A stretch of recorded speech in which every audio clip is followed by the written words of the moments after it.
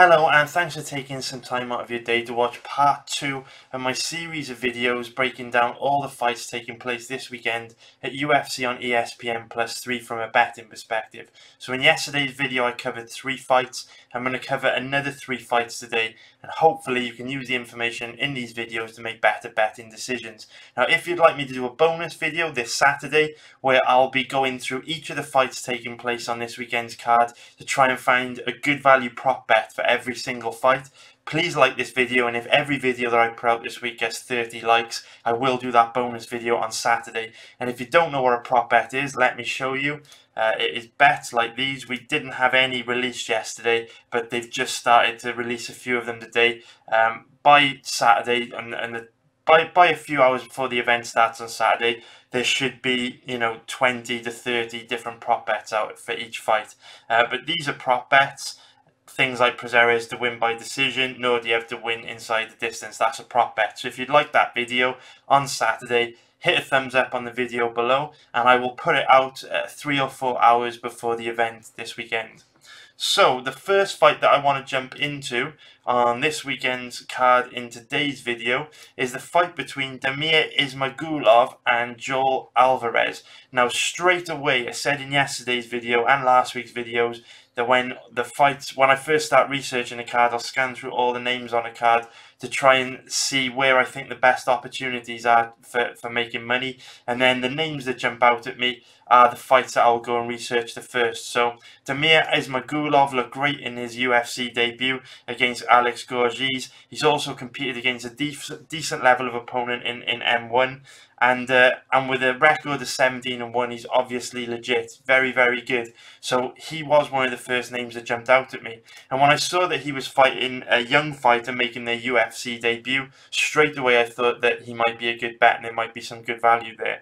Now, when I see a fighter from a small European country, that's not correct actually, Spain's not a small European country, but when I see a fighter from a European country like Spain that's not particularly well known for MMA, and they have an amazing record like 15-1, I get suspicious straight away, to be honest with you, because a lot of these guys are usually competing on the regional circuit in these countries and blowing through a really low level of competition to be able to pad their record basically with a lot of wins. So his record of 15-1 doesn't really impress me that much, to be honest with you. So I wasn't really expecting much from Joel Alvarez just from the offset, and I thought Teymur Ismagulov would be a good bet. So when I started diving into this guy, unfortunately, it looked like all the signs of a fighter with a padded record. The majority of his past fights are in one promotion, this AFL promotion in Spain, and with so many early finishes, and things like this on his record, competing in Spain regional, that's a telltale sign that this guy's record is padded and he's probably not going to be very good. However, when I actually started researching his fights, I was really, really surprised. So unfortunately, his fights from the last couple of years in AFL are not available to view online for free, but you can pay to watch them on Fight TV. So each one of these pay-per-views cost me about $10 to watch. I purchased a few of these just to try and work out what kind of fighter Joel Alvarez was. So even though I'm not able to show you footage of him, because I'm worried this video will get flagged for copyright, you can just see here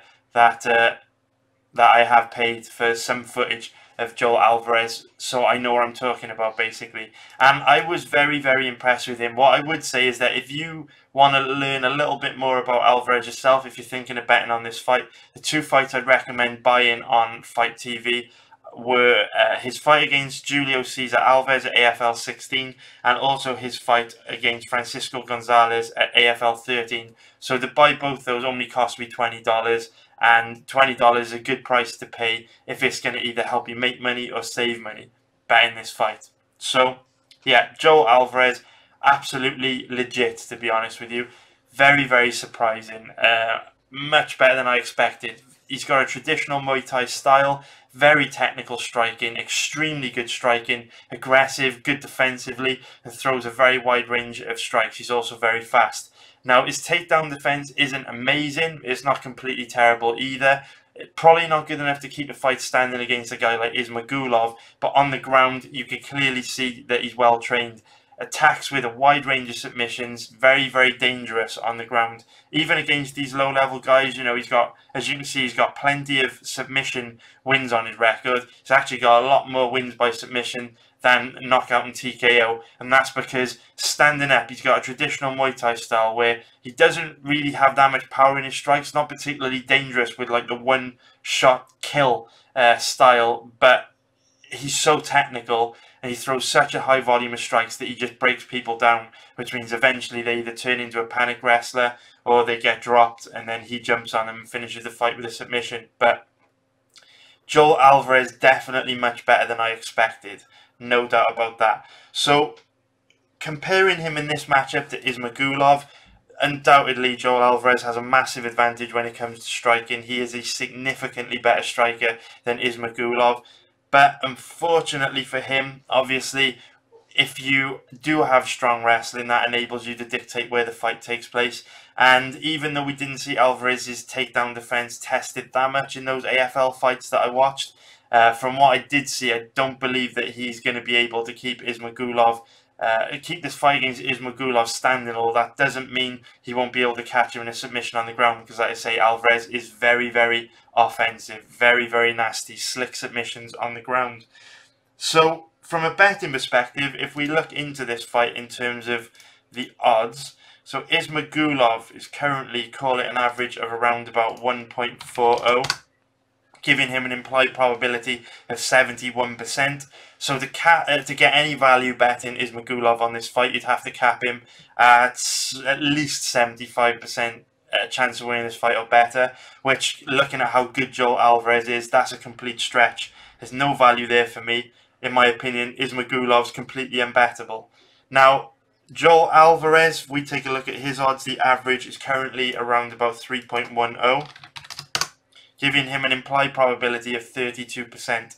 Now, he is very good, but given the fact that this is his UFC debut and octagon jitters are a real thing, and he's only 25 years old, you know, this isn't the type of guy I'd be interested in betting. A massive percentage of fighters that make their UFC end up losing. And when you're going up against a guy like Ismagulov, who's got great cardio, a great chin, he's really tough, strong wrestler, heavy from top position, just not the kind of bet I like. But I wanted to talk a little bit about this fight in some level of detail, just because Ismagulov, if you're wiki capping this fight, which a lot of people do, just looking at win-loss records, try and find decent value bets, you know, you'd look at Ismagulov, who's very, very good, competed in M1, got a UFC fight under his belt, looked excellent, and then you'd see a guy like Joel Alvarez, Spanish fighter, young guy, padded record of 15-1, and you could assume Ismagulov would be a good bet, but trust me guys, he's not. Joel Alvarez is the real deal. I don't know if he's going to win this fight. I wouldn't personally bet him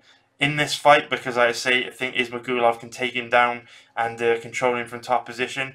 But, you know, definitely one to watch. I think you are going to be impressed with Joel Alvarez when you see him this weekend. So that is that fight out the way, guys. So let's move on to the next one. And I never thought that we would have two guys called Teymur on the same card, but we've got another Teymur now. You've got Damir Hadzovic taking on Paulo Reyes. Now, Hadzovic was one of the first names that jumped out at me when I scanned through the fights taking place this weekend. I thought he would be a good bet, but similar to how I felt about the Blachowicz versus Santos fight yesterday, this is a matchup that I completely flip-flopped on when I started researching it. When I saw that Hadzovic opened up as the underdog yesterday, the day before yesterday, it was really surprising to me. I thought, you know, Hadzovic should definitely be the favourite.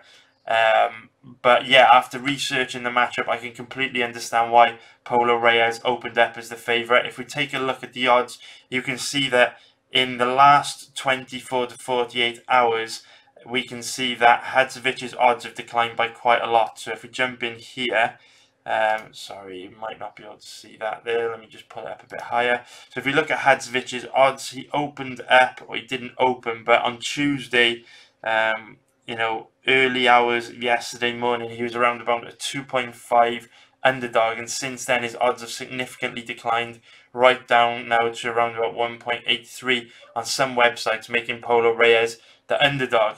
So very interesting stuff. I was high on Hadzovic.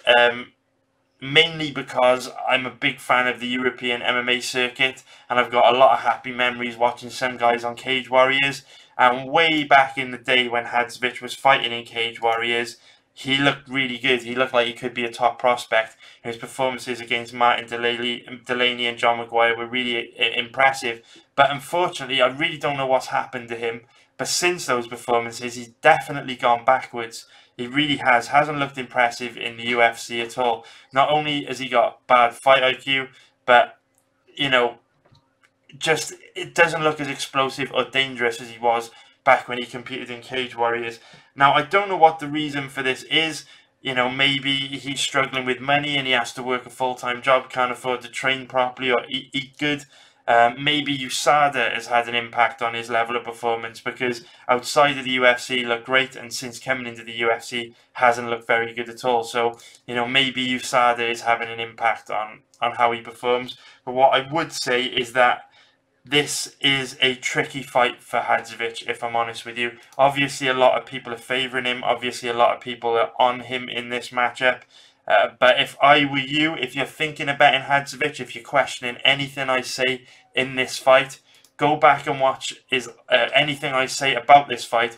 Go back and watch his last fight against Nick Hein, and I think you will see exactly why I am underwhelmed by Hadzovic. So he just about managed to squeeze past Nick Hein with a split decision victory. But you've got to remember that Nick Hein, not a particularly dangerous striker. Don't like to use the term pillow fists, but doesn't really have the power to hurt anyone standing.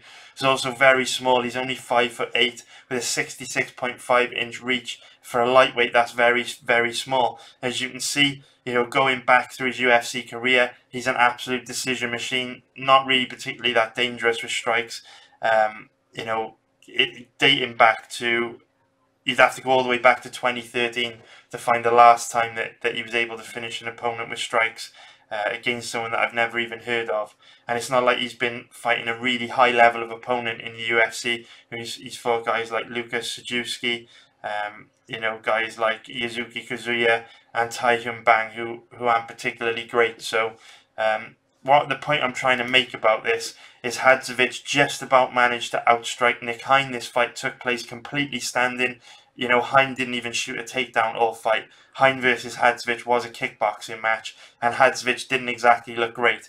Now he's going up against Paulo Reyes, a guy who's a much higher level striker than Hein, much better boxer than Hein, much bigger than Hein. You know, he's got 5 inches more reach than Hein. He's also quite a bit taller, and he's got killer knockout power. We saw, you know, he viciously KO'd Cesar Azamendia in his UFC debut. He rocked and dropped Dong Hyun Ma multiple times after that, and then in his last fight, he absolutely ran through Matt Frevola. And Matt Frevola's no joke. If we bring Frevola's record up, this was the guy that got sucked into an absolute war against Lando Venata. If you remember, it ended in a draw, but that was a back and forth war. Frevola showed how good he was in that fight, and he also looked decent on Dana White's Contender Series against Jose Flores. So to starch Frevola like that, a guy like Frevola who's got such a good chin, who's so tough, that's super impressive from Paulo Reyes. So to be honest with you, this is a fight that I am interested in betting Paulo Reyes in. If we take a look at his current odds, at the moment the average is about 1.87, which would give him an implied probability of 53%. But they are also moving in the right direction. They look like they're improving. 5 Dimes, which is a bit of a Mickey Mouse website, to be honest with you. I wouldn't take that website too seriously because they're not very good. But 5 Dimes tends to lead the odds movement because it's one of the biggest betting websites for United States customers. So the way the odds move, you can normally look at 5 Dimes, see where the odds are moving on that website to gauge where the odds are going to move on all the other websites. The fact that, you know, Reyes is also already up to underdog odds at 2.0 on 5 Dimes is an indicator that the rest of the betting websites will follow. So here you can see yesterday in the early hours when Hadzovic was around about a 2.50 underdog, Reyes was the 1.58 favourite, and since then the betting public have brought big money in on Hadzovic and improved Paulo Reyes' odds to about evens. which has now got me interested, because that basically means that if his odds did reach evens, that would give him an implied probability of 50%. And I think that he should be the favourite in this matchup. I think that his odds yesterday morning were probably a little bit too steep. I don't think he deserved to be around about a 1.62 favourite, or maybe he does actually. Do you know what? At that implied probability, 62%, I personally cap Reyes at around about a 60% chance of winning, so a 60-40 fight. So the odds of 1.62, which we saw early hours yesterday morning, were pretty much spot on. And since then, the betting public have moved them, and now I feel they're a little bit off. So there is value on Reyes now, a decent 10% margin on where the bookies cap him. Now, what I would say is that both these guys have got exactly the same type of takedown defense, a similar type of takedown defense to Thiago Santos, where in terms of their takedown defense technique, they have excellent takedown defense technique. Before you turn the video off, let me finish, because you're probably thinking that doesn't make sense, because we've seen Hadzovic struggle bad on the ground against Marcin Held and Alan Patrick. But let me just finish 1 second. The point I'm trying to make is their initial stuff of the takedown is excellent. They're very, very good at stuffing the initial takedown shot, but then they have moments, lapses in concentration, where they'll cross their legs over when trying to defend a takedown against the cage, which means they're off balance and their opponent can chain into a different takedown and get them to the ground. Or instead of fighting for underhooks, they'll try and punch their opponent instead, which opens them up for the takedown. Basically, what I'm trying to say is Hadzovic and Reyes have both got really good fundamental takedown defense, but they often end up on the ground through silly mistakes that they make when they're actually defending takedowns, ironically, after they've done a really good job of stuffing the initial takedown attempt.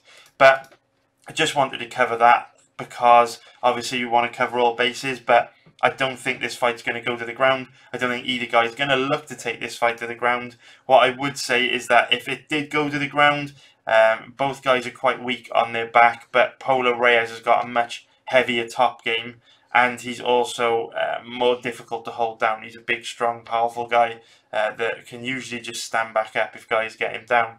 So that is how I see that fight, guys. Like I say, do some of your own research, take a look into it, but I think at odds with an implied probability of around 50%, I think he could be a decent bet. You know, obviously don't go too big on him, do your own research, but I think there's a good amount of value in Paulo Reyes. And that is one of those fights that's interesting, because if you would have asked me before I researched it who I thought would win, I would have told you Hadzovic was probably a good bet at the current odds. But yeah, absolutely no way I'd bet Hadzovic in this fight. He just struggles to put his stamp on rounds, not particularly dangerous standing. I do think Paulo Reyes has the power to knock him out, and I also think Paulo Reyes has the takedown defense to keep the fight standing and outstrike him for 3 rounds. So then the next fight that we're going to go into, no more Damirs on this next fight. We are going to be talking about Daniel Teymur and Chris Fishgold. Now, right from the offset, I would say that this is a tough fight to try and cap, just because there's a critical piece of information that we don't have, which makes it really difficult to set an accurate percentage on what chance you give both these guys of winning, because we haven't really seen Daniel Teymur's takedown defense tested. Yes, he was taken down a few times in his UFC debut against Danny Henry. His takedown defense didn't look good, but at the same time, that was his UFC debut. He started extremely aggressively, adrenaline dumped and gassed out bad in round 2, which meant that it was easy for Henry to take him down in round 2 onwards. But now, you know, if he's improved his training, if he's, you know, now not dealing with octagon jitters, if he's improved his cardio, he's learned to start a little bit slower and pace himself better. Cardio might not be an issue for him, certainly wasn't in the Julio Arce fight, which means that, you know, his takedown offense might have improved quite a bit. So this is a difficult one to cap. I do, however, think that the odds on Fishgold are a little bit silly. If we take a look here, the odds currently of around about 1.40 give him an implied probability of 71%. Now, Fishgold is a strong wrestler. He's got a very nice deep double leg takedown.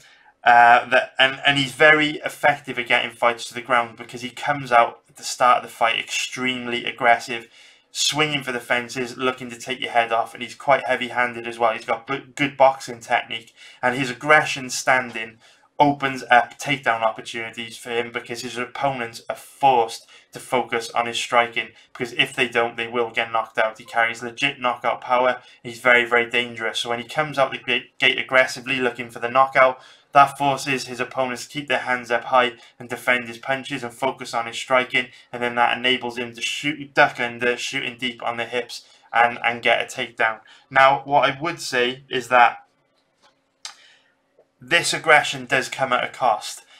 I'm not 100% sure if Chris Fishgold has got bad cardio, but there are signs that he does. So let me just run through my feelings on this for a moment. So he did gas out bad in the first round against Calvin Kattar, which isn't a good sign. You know, when you slow down significantly in round one, it ain't good. But there are a few things to take into consideration here. First thing being, it was his UFC debut, so he might have adrenaline dumped, might have been very nervous. I mean, he certainly fought at a very high pace against Kattar, but within 4 minutes, Kattar had weathered the storm, taken over and got a finish. So that's something to think about. His UFC debut, definitely the octagon jitters and nervousness could have had an impact on his pacing and cardio. The second thing to take into account is the fact that he has chosen to fight at 145 pounds in the UFC. So if we look here, his UFC debut was at featherweight against Kattar, whereas when he was competing in Cage Warriors, he was competing as a lightweight. And Fishgold is a big guy, big muscular guy, so the cut to 145 pounds must be absolutely brutal. So maybe that indicates that his cardio won't be very good at 145 pounds, because he's got to kill himself to make the weight. Obviously, the other factor to consider, I'm not accusing Fishgold of anything, I bring it up, I consider the effects of USADA on every single fight I research, but is USADA having an impact on Fishgold's cardio? We don't know. Obviously, outside of the UFC, there wouldn't have been really any serious drug testing in place when he was fighting, and now that he's in the UFC, obviously he's going to be heavily scrutinised, might not be able to use the same supplements he was able to use, might not be able to use the same weight cutting aids he used to use in the past, etc, etc, etc. USADA can have a big impact on cardio. And also, it's difficult to gauge where Fishgold's cardio is at, because most of his fights, as you can see here, have ended very quickly. Partly because he does come out the gate very aggressively and overwhelms people. What I would say is that in the fight against Nick Heron-Webb from back in 2016, which went to a 5-round decision, he definitely did slow down in that fight, but he didn't gas out anywhere near as badly as Calvin Kattar. But he did slow down in that matchup. Now, obviously, Daniel Teymur has had his own issues with cardio as well. He gassed out bad in his UFC debut against Danny Henry, but again, it could be down to pacing issues. Against Henry, he came out very aggressively. His UFC debut, maybe he adrenaline dumped, because his cardio did look a lot better in his last fight against Julio Arce. So all that aggression from both guys comes at a cost. Now, what I would say is that Fishgold's a very strong wrestler, great double leg takedown. He's kind of heavy from top position, but not particularly dangerous on the ground. When he gets tired, in that Nick Heron-Webb fight that took place back in 2016, he did give up a lot of positions and looked quite sloppy on the ground. But obviously that was a long time ago, and he could have improved since then, and the sloppiness was probably mainly down to the fact of how tired he was in this fight. So if this fight goes to the ground, it's difficult to cap, because with Daniel Teymur having a background in Muay Thai and K1 kickboxing, you would have to assume that Chris Fishgold would have the advantage on the ground, because he's a strong wrestler.